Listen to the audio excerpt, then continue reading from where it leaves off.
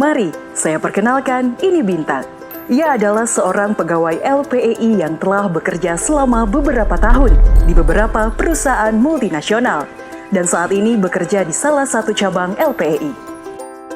Suatu ketika tanpa sengaja ia menyaksikan terjadinya suatu tindakan pelanggaran hukum di tempat ia bekerja. Sungguh dilematis, ia menjadi galau dan hanya bisa bertanya pada dirinya sendiri, apa yang harus saya lakukan? Kemana saya harus lapor? Bagaimana kalau nanti identitasnya terungkap? Apakah laporannya akan ditindaklanjuti?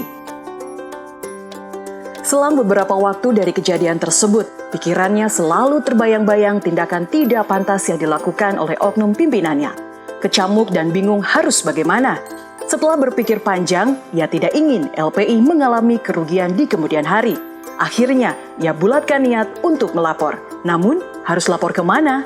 Dalam kebingungannya, ia teringat WBS yang pernah ditampilkan dalam screensaver dan informasi itulah yang ia sedang butuhkan. Mungkin Anda bertanya, apa itu WBS LPEI? Dalam menerapkan prinsip integritas dalam budaya kerja LPEI, WBS LPEI menjadi perangkat yang dipersiapkan bagi insan LPEI untuk turut berpartisipasi aktif dalam melaporkan pelanggaran yang terjadi. Hal ini tentunya selaras dengan pelaksanaan Good Corporate Governance yang harus dilakukan secara sukarela melalui mekanisme pelaporan khusus dan bersifat rahasia. Seluruh insan LPEI diberikan hak akses ke WBS LPEI, bisa dilakukan kapan saja selama 24 jam penuh dan bisa juga dilakukan di mana saja. Untuk mengakses ke WBS LPEI sangatlah mudah, bisa melalui datang langsung ke divisi kepatuhan, website, dan bisa juga melalui surat elektronik atau email seperti yang tertampilkan di layar ini.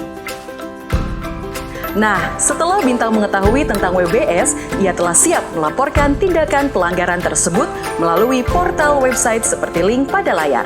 Pertama-tama masuklah ke laman yang tertera pada layar dan kemudian ikuti saja setiap panduan yang tertampilkan pada layar.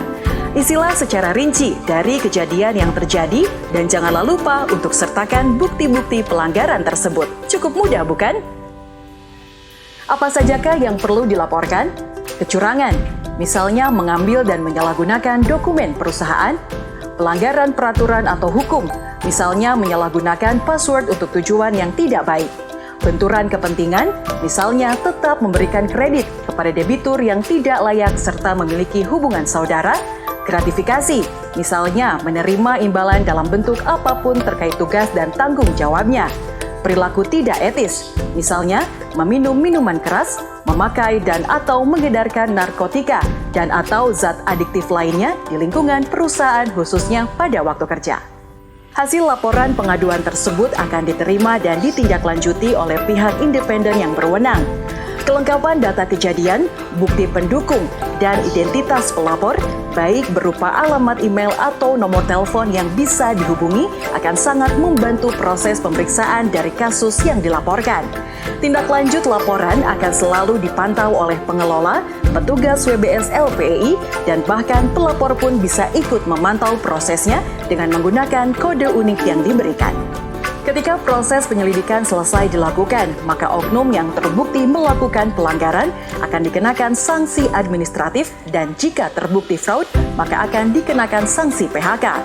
Sedangkan bagi pelapor sendiri, tidak perlu takut karena sesuai dengan peraturan Direktur Eksekutif bahwa pelapor akan mendapatkan perlindungan.